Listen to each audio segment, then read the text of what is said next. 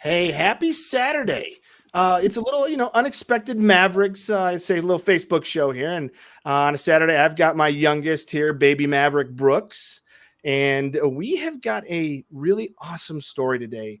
An incredible fifth grader who is going to share, I think, a fresh perspective on aging, senior living, all of the above, and wrote a beautiful paper. And with that, I am going to turn it over to the very, I'd say, spring-colored Catherine Wells in her pink. Yep. It's springtime. It's springtime. Yes. And Francis, I always love it when our co-pilot Brooks joins us. So happy to see him. He should be napping. Yeah. He should be napping, but that's the point. He should be, which means he's not. That's how it works. Exactly. So I am super, super excited to introduce Eric and Belle Peterson. Hi, guys. Why don't you say a little bit about yourself? All right. I'm Eric Peterson. I'm the founder of Seniors for Seniors, which we can get to eventually. And this is my daughter. I'm Belle Peterson. I'm a fifth grader in Douglas County, and this is my dad. Awesome. Yes. So I want to say, I'll give the audience a little bit of context here. So my parents were in senior living. Most of our audience knows that. And Eric was one of the care staff for both of my parents. And so I have a very special place in my heart for Eric. In that journey, we were speaking about some different things. And Eric came up with the idea of Seniors for Seniors, which is seniors in high school connecting with older adults and sharing ideas and stories and just time and companionship and education and support. And as part of that, I joined Seniors for Seniors on the board. So I'm on the board and I'm really, really excited because I think that's maybe one of the reasons Belle sent the paper that she wrote in her class to me to review and reply. And I'm very honored by that, Belle, because you and I have met before, and I think that you're an amazing girl, and you're up to some really big things in this world. And when I read your paper, I went, whoa, okay, wonder if we could get Belle on the show just to talk about what you did. So, Belle, could you tell us a little bit about what the assignment was that your teacher gave you? Okay. We're supposed to pick a worldwide issue and write a persuasive piece about it and send it to an organization in the mail. Okay. And so as part of that, you picked senior care. You picked Seniors for Seniors and connecting high school seniors with older adults, but you also wove in some things that are happening in today's world, especially in COVID, with depression and how that impacts both teens and older adults. And I'm really impressed because in fifth grade, if I had written as well as you, oh my goodness, I think I would be a best-selling author by now, multiple times over. So you just keep doing that writing. So go ahead, Francis. I concur. Like, that writing you did was absolutely phenomenal. I give you a ton of credit for that. That was really well done. See, even Brooks thinks so. He was speaking up there. So tell us about the paper. How did you go about researching it? What did you do to craft that paper the way that you wrote it? So we did one paragraph at a time. We would research about it for a few days and then draft our pieces. I just look for text evidence, and then we spent a lot of time on the editing and revising. So one paragraph at a time, that's really interesting. Did you, as you wrote the paper and you wrote the paragraph then, did you give it to your teacher and you got some feedback? Kind of, yeah. Okay. Well, I think it's really fascinating. And I know that you interviewed your dad and some people in your family, as well as people at a senior living community that's close by. Is there anything that stood out? Like, what mattered the most to you as you were writing that paper? Mostly about how the two generations can come together and fight depression. Yeah. Such a big topic, depression, as we all know, and Eric, you know this because you work in the industry. Depression is such a difficult thing. I have people in my family who have struggled with it. I've struggled with it on occasion in my life, and I watched my dad really struggle with it in senior care. And now, boy, COVID really makes it hard, doesn't it? Yeah. So I love that you wove that in, Belle. And is there anything that you thought before you wrote the paper about senior care that changed as you wrote that paper? What was the kind of big learning that you had? Well, I always knew that I had a bit of depression, but I didn't always think that it was that big until I was able to see like the facts and be able to see how many people really had it in senior care. That's really interesting. And I think sometimes we don't know when we have depression because we think we're the only ones going through it and we don't talk about it. And it's through the talking about it and sharing about it that changes it for us and allows us to see we're not alone. We can get help. And I think it's fantastic because I think it's such a key topic is the depression and isolation that can come with that for our older adults, that I think is really great that you did such an amazing piece on, because I love the way that you said about helping each other heal, basically between the older generation and the high school students. I mean, that is just honestly an amazing way to look at it, and a great creative solution to someone fighting, some stressful battles at times. And I think it's so important to have that connection, that intergenerational learning, as you said. Yeah. And so, Belle, is there, I know that you go in and you have followed your father into some of these communities, and you've been able to visit with some of the older adults, and you have some that you visit with regularly. What are some of the things that you feel when you're able to visit with an older adult? I feel really good, and I feel a lot more comfortable with them than I do with a lot of people. It's just it's amazing how sometimes some of them with dementia just remember me after months, and that makes it pretty cool. Oh my gosh, that is so sweet.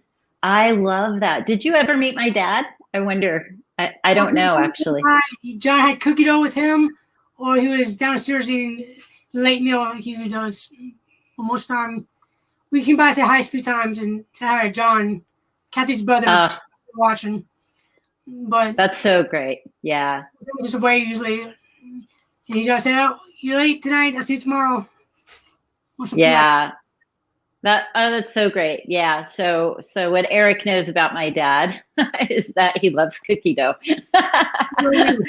Who doesn't? I mean, it's pretty good.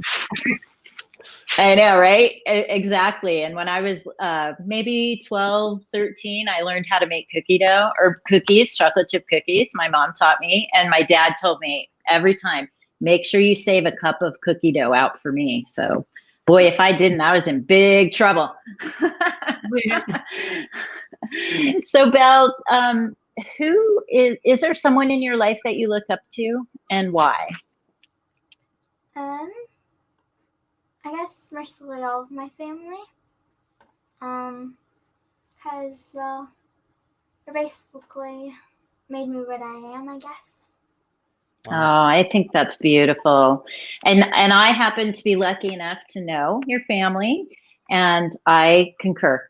I agree. I think that's wonderful. What's that, Eric? Good choices on her part too. She's good. Good choice. Yeah, good choice on your part. That was a good answer, Belle. I think you're gonna maybe get cookie dough tonight.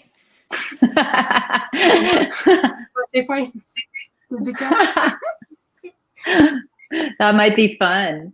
So, knowing what you know now and the work that you've done and the work that you see your dad do every day, what would you like people to know about senior care? I'd like them to know that they have a lot of fun activities that help the different seniors come together, but it would make a big difference if younger generation were able to communicate with them too. Yeah, that's so beautiful. I love that, Belle. And I have your paper. There's a couple of things I wanted to just kind of call out that you said, if you don't mind, that I think are just fabulous. One of them is that when seniors are in their room, they often feel unoccupied. I thought that was such a beautiful way of saying that, because that's a terrible feeling for anybody. And boy, if that doesn't cause depression, what would? Really? Oh, Catherine, thank you for joining us today. There's a live listener who's saying, well said. Yeah. Put that up here.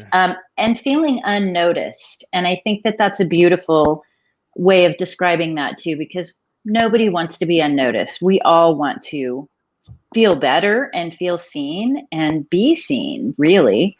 And you said seniors deserve better and we can do better for them. Coming out of a fifth grader's mouth, so important.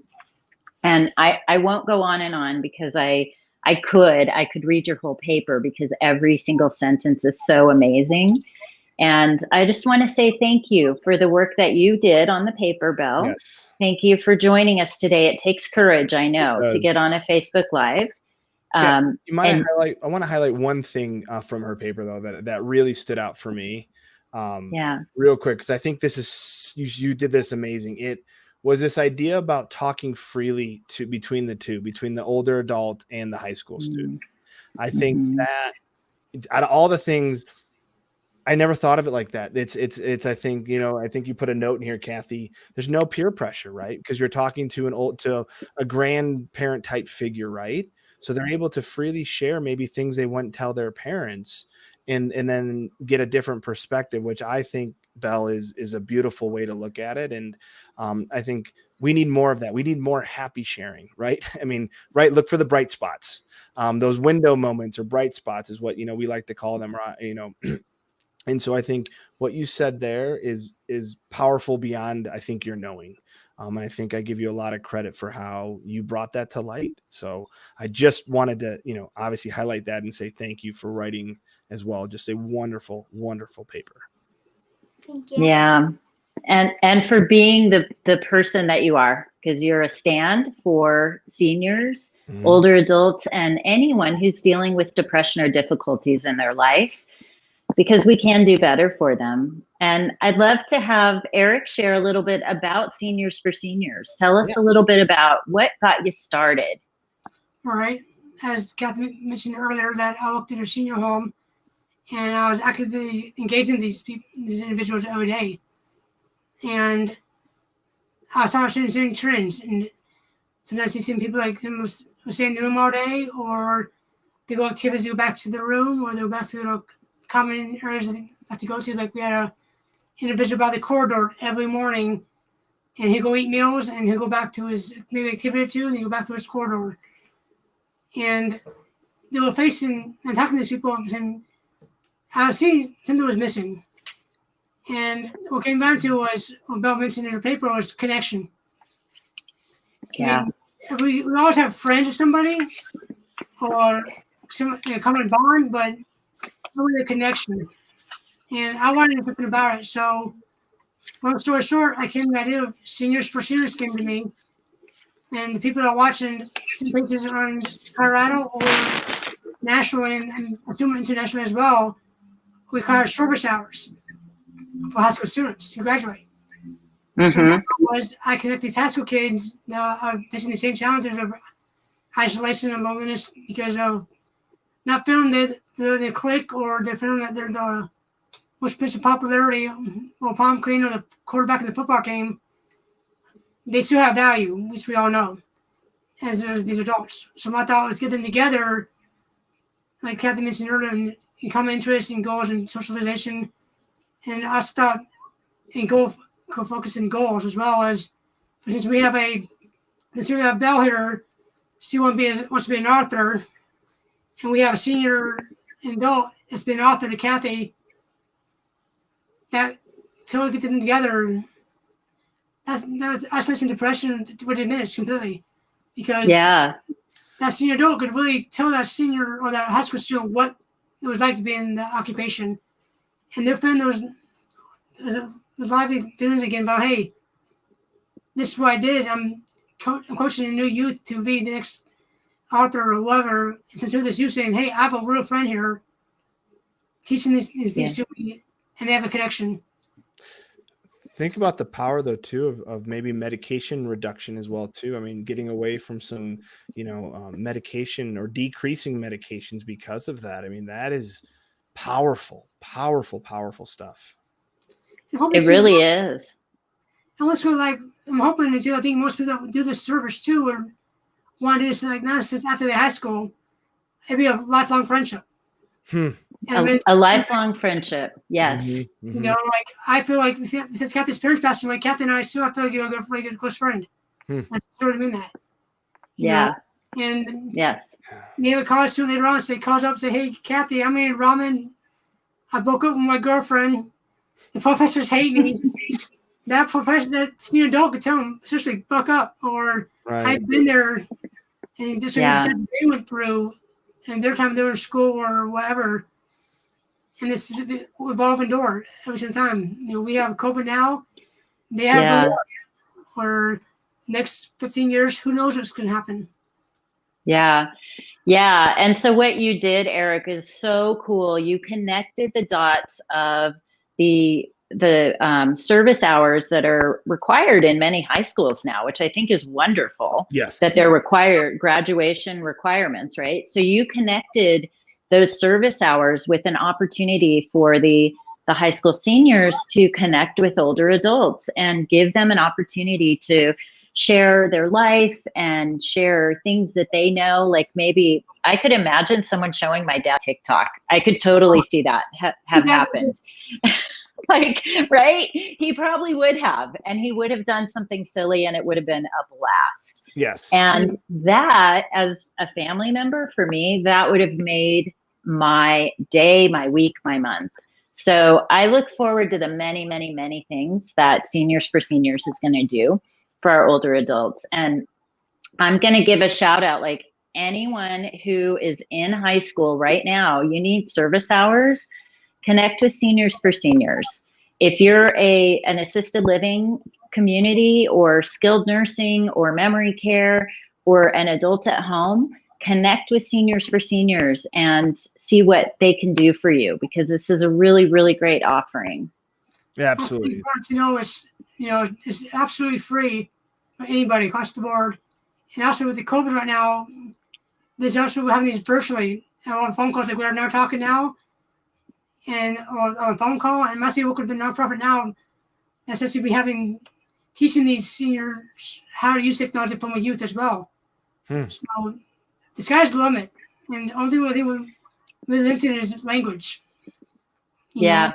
So if you're whatever, anywhere, let us know. We want to serve you. That's awesome. That is really powerful. Fantastic. Yeah. Thank you, Eric. The virtual nature of it right now doesn't matter where you're located. And as Eric said, it's free. It's free to everyone. Take advantage of it. What a beautiful thing. Thank you both so much for being on this show. We really appreciate your time today on this gorgeous Saturday in Colorado. I hope you get out and get some fresh air. Thank you. Thank you. And Belle, keep pushing the envelope. Keep being creative. Keep challenging what you think how the world needs to be. And if we have more people like you, you'll make the world a better place. So thank you. Thank you. And I'm just going to say to Mrs. Humphrey, I think Belle deserves an A+++ or extra credit or something. I agree. So I hope she's watching, Belle. I concur with that. All right. You guys have a fabulous Saturday. Thanks for joining us, and we'll talk to you soon. Stay safe.